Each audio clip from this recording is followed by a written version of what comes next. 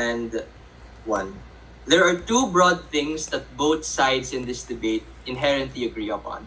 The first thing that is agreed upon is that the way in which art is sold has problems. Obviously, the debate in the info slide talks about that problem and the way in which rich people are able to do white-collar crime. But the second, and I think more impactful thing that both sides agree upon, is that artists have a really bad experience and it's really hard for them to profit off of their work. And that's the key difference between side government and side opposition. Because side government has a solution that works and enfranchises artists. Side opposition is up to the volatility of subjectivity for random people to sell artwork for whatever price they can think of. Obviously, if the main metric by which we decide this debate upon is on the quality of life and experience for the artists as a community, you achieve that on the best level on side government. A lot of responses towards LO.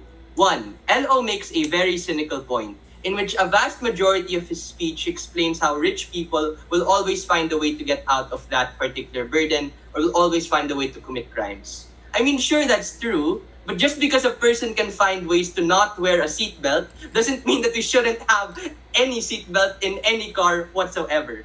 But let's be charitable, right? Because LO's point is a lot more sophisticated.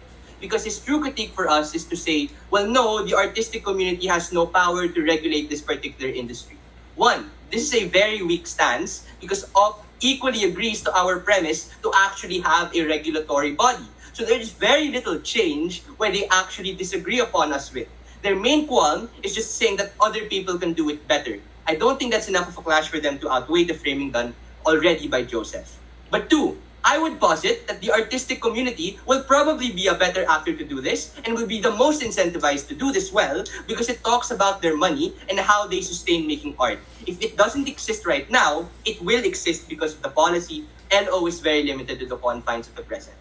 2, there will always be a market for minority and politically charged art because these intellectuals always want to appear smarter than everyone else. As to what Joseph said, they buy these at fairer prices and the artists sell them at good prices and are less likely to get lowballed by people with the money to take advantage of these new starving artists. That is to say, there's just less likely chance for exploitation to happen on our side of the house. Thirdly, LO thinks this policy is purely punitive. On the contrary, I think it's the exact opposite. This is my extension. Extension, why this makes life so much easier for the artists who want to make a living off of their work.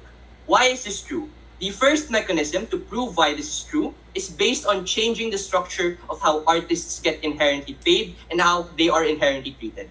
In status quo, the only way to make it as an artist is to either align yourself with corporate work or to pave your path by doing independent work and living off being like doing all of those random jobs.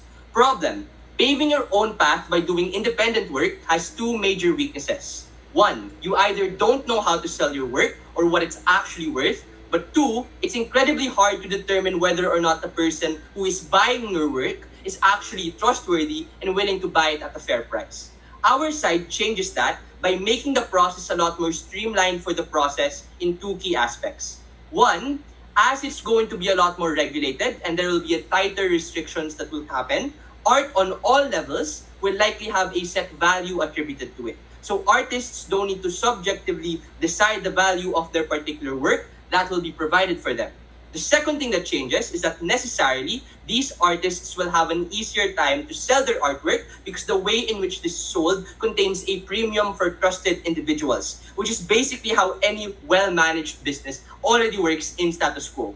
Note that the impact of this is massive. This significantly improves and makes the lives of these artists so much easier. They have every incentive to know the value of their work and they actually get the ability to measure their progress as an artist and to finally ease the pathway towards having success in that particular profession.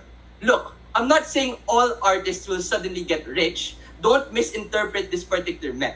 What I am saying is that there are barriers that are created to ensure that the average artist doesn't get burned out or destroyed. Weighing this mech. On vulnerability, our side provides a more convenient pathway for artists to ensure that their worth and value is properly recognized and sold for what it's actually worth. That is just practically fair, as the job of an artist, as you probably know, is super weak and super hard to actually live with. But secondly, just on scale, right? You have the average person interested in art to actually pursue that as a particular passion.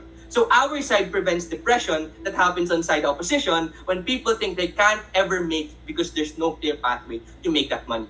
This is what happens when you inherently make it a lot more stable. The second mechanism is that actually, before the second mechanism, I'll take a POI if you guys have.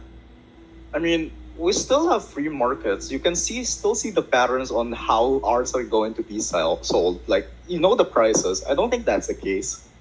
But the problem is, if you leave it up to each individual artist to do it, then you leave it up to that particular artist having the capacity to know about that and make it go well. Obviously, you can't expect everyone to be so smart and intelligent and to know all of these free market trends, right? It's not reasonable for you to assume that. That's why we need this process. The second mechanism is that it allows the artists, to measure their progress better and in general just create better art. Look, art is largely subjective, but that doesn't mean there aren't any objective metrics that dictate the quality of a particular piece. I'm sure everyone in this room knows about the different rules of design or the components of each artwork. The point is, when there is a particular understanding of how much each artwork is worth, the feedback that artists are able to achieve is also a lot more actionable and acceptable. Now, it's an easier answer. If I was an artist and my art wasn't selling well, I have assurance and a proper pathway towards improving my artwork and to making it have more value, as opposed to just festering in my mind that, oh, I'm really not a great artist, or oh, I don't know what to do to improve my work. That is to say, weighing all of what I'm saying in mind, the quality of life that each particular artist will have is just far more better, mechanistically, right? It's far better of an experience for each artist to get into that particular industry and to actually stay in that particular industry, absent all of the things that are going on. So it's not just a matter of preventing particularly crime, which is what Joseph proved, it's also about making their lives better. For all of those reasons, very, very proud to propose.